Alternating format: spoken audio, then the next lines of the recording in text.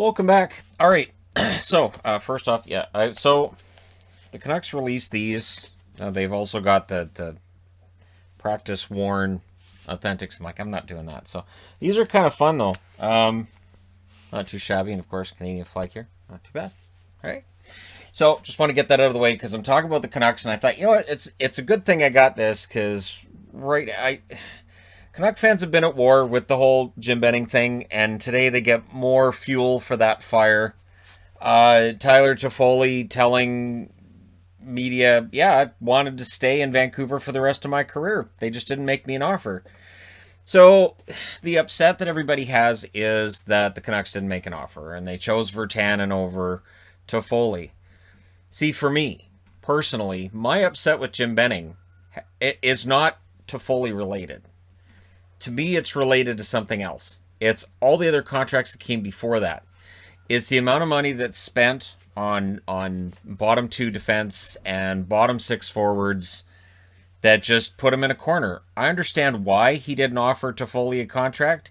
He couldn't have afforded to equal what Montreal's paying him. And I understand that people are upset over who was kept and who left. But for me, the whole fire Benning thing, which is out there again still, until Francesco Aquilini agrees with any of it, it really doesn't matter. It's just fans getting all worked up into a lather. But again, for me, that die was cast before Toffoli even became a Canuck. We knew he was a rental. And so, you know, it's a shame. I'm happy for him in Montreal. I think he's been a great fit in Montreal. I don't know that he would have scored those goals in Vancouver. I think that's important to note as well. That the idea that, well, he would have scored 25 goals in Vancouver or 30 goals in Vancouver, we just don't know. We don't know.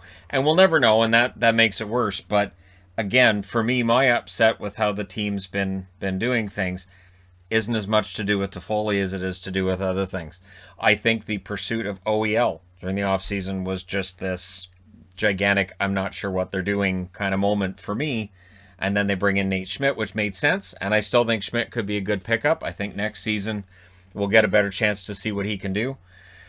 But yeah, so Canuck fans today, they're at war with Jim Benning over this.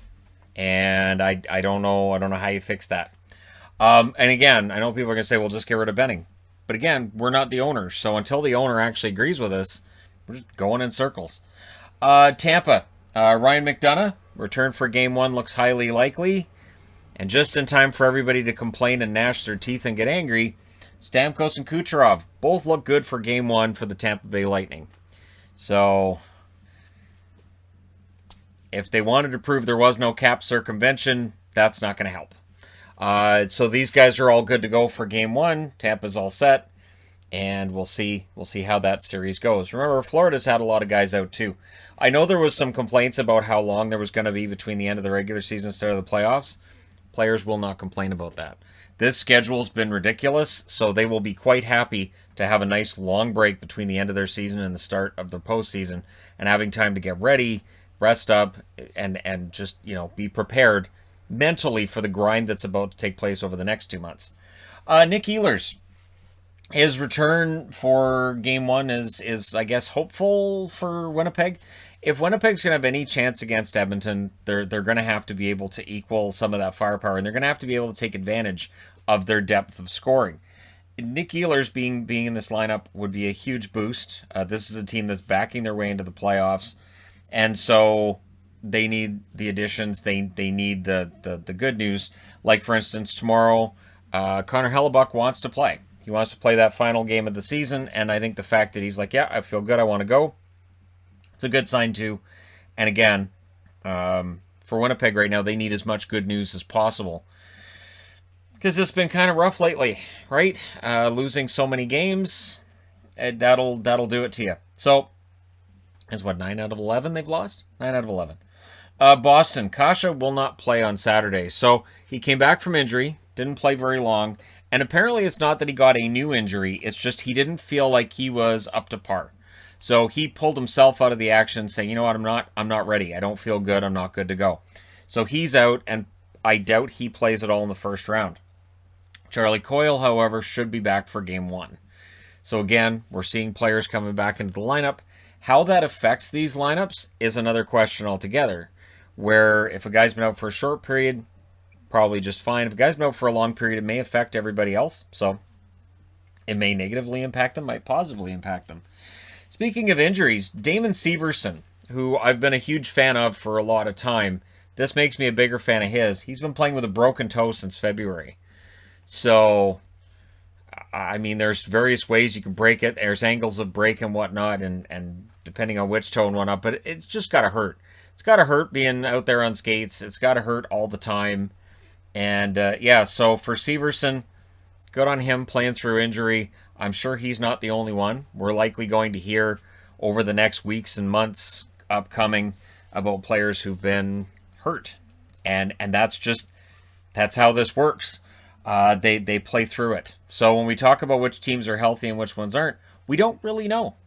We don't really know. You can see a guy out there and go, man, he's a bum this year. He can't play. And then at the end of the year, you go, oh, he had a busted wrist. He was playing through. Okay. So that does happen. I wanted to mention Edmonton too here. So Mike Smith, who during the offseason, Oiler fans were glad to be rid of him.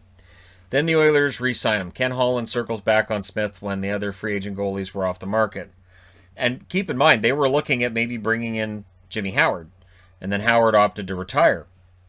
It is hard for me not to root for Mike Smith now.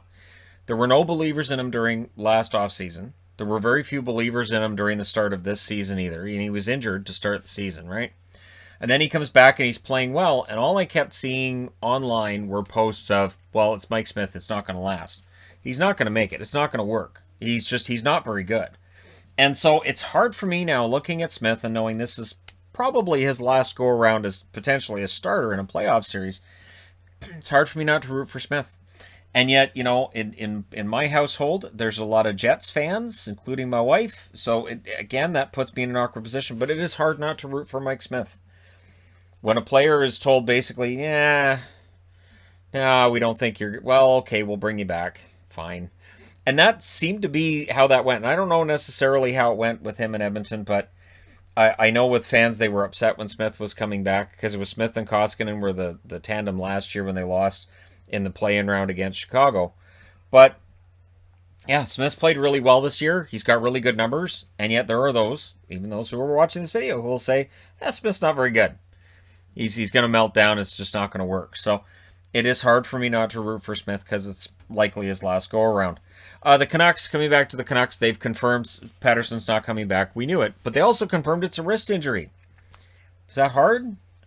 When we knew that he was out and it's upper body, and it's like, okay, so, all right, what's going on? It's a wrist injury. And with the way Pettersson plays, yeah, you need your wrist to be absolutely 100%. So Pettersson's not coming back until the fall. And with wrist injuries, it can affect your shot.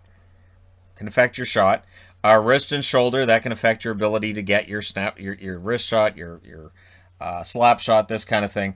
I know that for Marcus Naslund, he had a really fast drop as the Canucks' top player when he started experiencing injuries. And I'm trying to think of what the wrist injury was with him, but he did get hurt. And he was never really quite the same after that. He wasn't quite the dominant player he'd been before then. And so we'll see with Pettersson how this affects him going forward. If he comes back in the fall, he's absolutely 100%, or what happens. So, best of luck to Pettersson on his return. And again, that negatively impacted the Canucks the whole season. Something we could not have seen coming when the season was not quite yet underway. That Pettersson would have got off to a really poor start. He'd fight his way through it, and then he'd get hurt, and the team would all fall apart. So they need a healthy Elias Pettersson. But of course, in the offseason, depending on how many of these games they have remaining that they end up losing, they very well could be drafting pretty darn high in a draft that is considered a complete crapshoot. So hopefully all the scouting's done whatever they can, whether it's with video, whether they've been able to be in person at any of these things or not, and hopefully they get the best player available. So I've got my fingers crossed on that one. And speaking of injuries, this was something I was reading up on yesterday, and this is going to be interesting. So we're seeing increasing partnerships between gambling websites and NHL teams. And there's a lot of money to be made there. I know that for me as a YouTuber, I've had a lot of offers for, hey, partner up with our gambling site. I've never taken one. I'm not going to.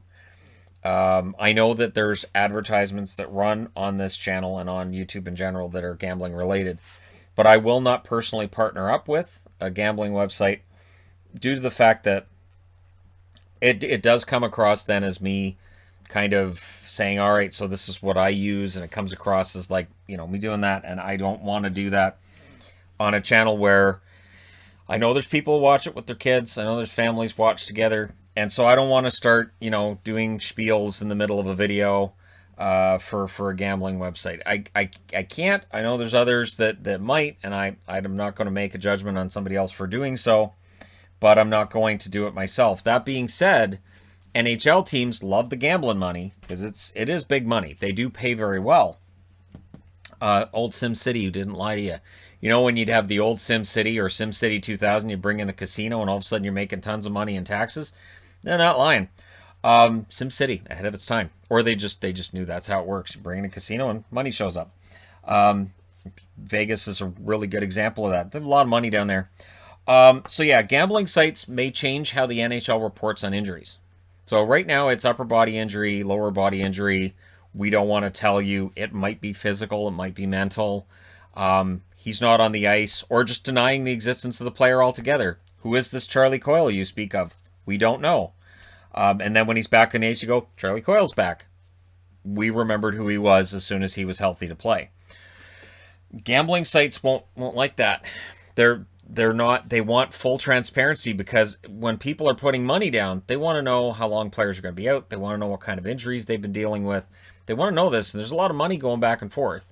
So it forces transparency in other leagues. It's going to force transparency on the National Hockey League as well, where they're going to have to disclose this information, and it's going to be on all the teams. And I've mentioned this before. I'll just quickly go over it again.